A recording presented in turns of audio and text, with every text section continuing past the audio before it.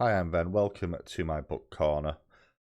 We have another banned book today, and I wasn't originally going to do a review on this one, but it seems, by judging by what's currently going on in politics, that we seem to have forgotten the importance of human rights.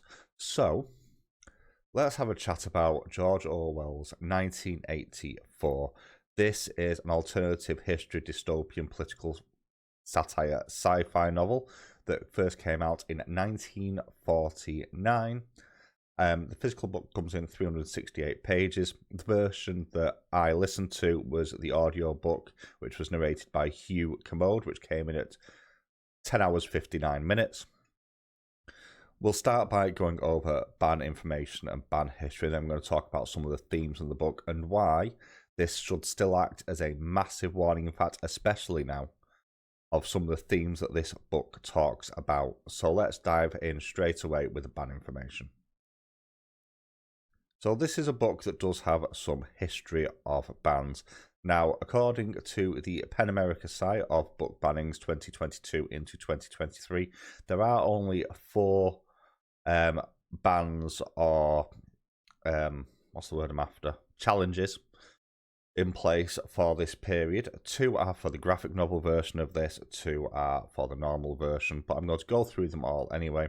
In terms of the graphic novel, you have the state of Missouri and the district of Kirkwood schools. That's legislative action. It's banned from libraries and classrooms.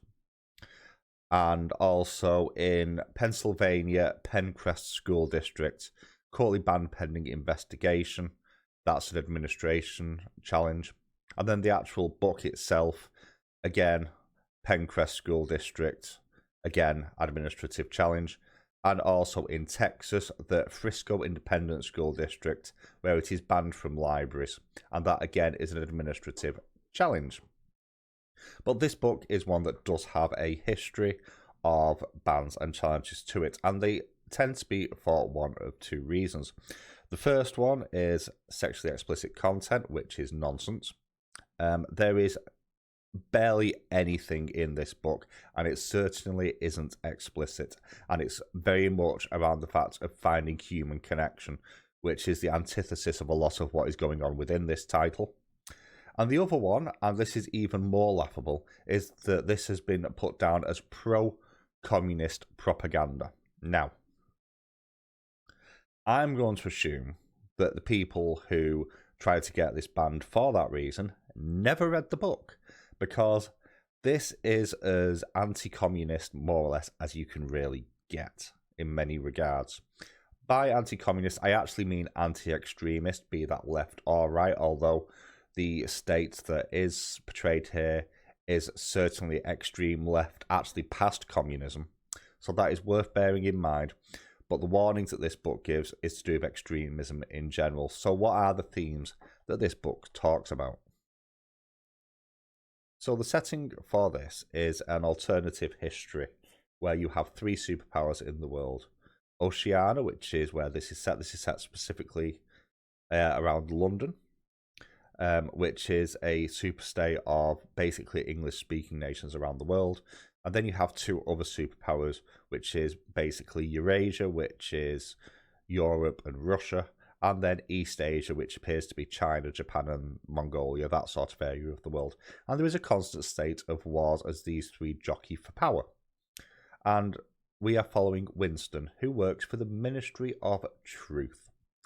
So within this world, you have 4 separate ministries, but I'm going to focus on the Ministry of Truth because it's the most worrying in many, many regards, as well as the Ministry of Love. And his job is basically a rewriter of history. In this world, the government controls all. It controls all human rights. It controls who you marry. It has a number of different things. You don't have friends, you have comrades. Your free time, you're expected to do certain communal activities, all to help propagate the idea of better for the people and the state. And this is where the idea that this is a propaganda piece for communism partially comes from. It is still state-controlled and legislated everything. Sex is discouraged as a pastime. It's literally just a thing there to create the next group of children, although there is some subversion of that within the story as well, which the government actively does. There is encouragement to snitch on your neighbours and even your family, which is very reminiscent of fascist Germany. You have the fact that people are expected to work this amount of hours a day. This is how much food you're allowed, and shortages that come from that. And you have revisionist history. Now, this is the one that kind of interests me the most, because with the book banning that's going on in America right now, it feels like we're hitting this point a little bit. So, a little bit of the background on this. Winston's job is to go in and rewrite previous news stories that appeared in newspapers, so that if people then start to go out and look for them, all they can find is the new version of the story, and the old one is burned away. So very much revisionist history. And this is done to control the way people think. It's a propaganda machine. An example of this. So Oceania is at war with Group A at the start of the book. Partway through the book, they make peace with Group A and become allies and go to war with Group B. The job then becomes to go through the archives that are provided and to rewrite it so they've always been at war with Group B and always been allied with Group A, even though hours before that was not so. And then this is put out into the world, and it is put across that this has always been this way since time immemorial. And because of the indoctrination due to education and lack of personal controls and control of speech and thought, which is where the thought police come in, people end up just swallowing this and do some mental gymnastics to talk themselves into this always being true.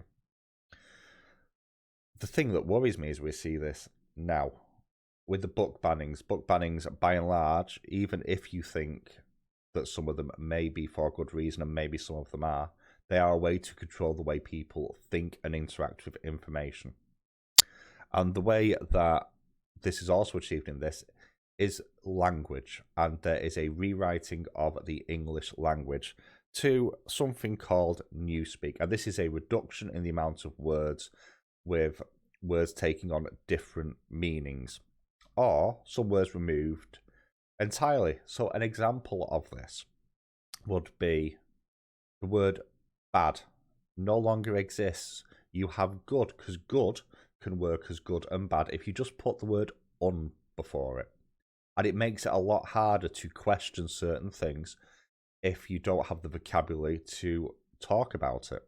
This is something that I spoke about in Flamer, my review of that, put that at the top, where Mike Curato did, not Flamer, sorry, Genderqueer, I should say, where the author spoke about not having the vocabulary to talk about what they were going through as they were growing up. And this is a case of a similar sort of thing for a different reason. The vocabulary is being actively removed within this world to control the way people think. Add into that the encouragement to rat on people, and you do have a bit of a hellscape. Then on top of that, you have the propaganda. So an example of this within the story as well is boots production. And they release production figures every however long they do it. And they've always miraculously made more than they needed to, even though nobody has new boots, because it's a lie. Or, as they would call it, an untruth, because that's not the same thing, because you can't conceive of a lie if the word for a lie doesn't exist. If the only word you have is truth, everything is therefore true. And as Winston goes through this story, he's trying to think back to when things may have been better, and he ends up having a brief moment of revolution in his own mind when he's in one of the poor areas of the city, and he goes into a shop where he manages to buy a journal, basically, made with old-fashioned paper that has not been made for years, as writing is very much discouraged at this point. And there's a little point in his flat where he can go home and he can write on his diary without being observed, which fetches us to the last point of this. Big Brother is watching you. And this is something that we all fear today with CCTV, phones, webcams, all the different things that track our movements, our transactions, the algorithms on the internet that feed us information constantly. We're very much in a sense right now where this is a thing, but this was written before computers were a thing. So in this world, TVs were watching you and listening to you, and the state was monitoring those TVs. Maybe not all the time, probably recording all the time, but you were being watched through the TVs, and the TVs would interact back with you as well, much in the same way that a webcam can stay with someone on the other end. So everybody's watched all the time. Everyone is under suspicion all the time. And this gives you a 4-tier sort of class system, for want of a better word. Big Brother's at the top. Is Big Brother a person? Probably. Is it one person? Is it a group? We don't know. And that is one of the scariest things, because you don't really know who's in charge here. You then have the inner party. These are what I would basically call the Spanish Inquisition. These are the powerful individuals that enforce the rules of Big Brother, that dogmatically believe in Big Brother. You then have the party members, of which Winston is a member, and Winston is very much a reasonably diligent and very good at his job at forcing the propaganda through until he gets his second thoughts. And then you have the poorest group, the proles. These are the uneducated, the poor, who live in, for want of a better word, the slums, and are probably the largest group of people within this world. And also the ones with the least power. Sounds a bit familiar, doesn't it? And whilst they may have the most freedom because they're so beneath notice, they're also the ones kept on the tightest leash without realising it, due to education and propaganda. And as Winston moves through the story and begins to develop these more revolutionary thoughts, he ends up connecting with a lady called Julia, and they ended up having, for want of a better word, what is technically an affair, as Winston is technically married, although him and his wife are through a state, not enforced, sponsored split, although not divorced. And they end up having sexual relations. There's a romantic element as well, as they sneak away and find these different hiding places, and they connect until they get caught. And then you get to the conversion therapy. And by the end of the book, Winston only loves one thing as he waits for the bullet in the brain, in his own words. That thing is Big Brother. And he feels so sad about this, and he doesn't know why. Because he's been fully converted, and he hates it, but he doesn't know he hates it, because there's no word for hate in the new dictionary. This does offer a really stark warning of the dangers of power, and it does a really good job and fully explains this within the text of the book. There is a point where it talks about the extremism on the right and the left of politics, and how at some point the people at those extremes maybe did truly believe they were doing things to help the people, and often that is the starting point. Big Brother in this is not interested in helping the people. Big Brother just wants the power, and it states that clearly in here. And it also makes the distinction that it doesn't matter which way you go on the political spectrum, whether you go left or you go right. Sooner or later, if you go to the extremes, it looks exactly the same for the majority of people. And it really does. And the worrying thing right now is we're seeing these curtailings of civil liberties. We're seeing punching down against people that are different and different groups. And this was written in 1949. All right, 75 years ago as of recording this. And we're still going through the same things right now. We're still seeing these things today.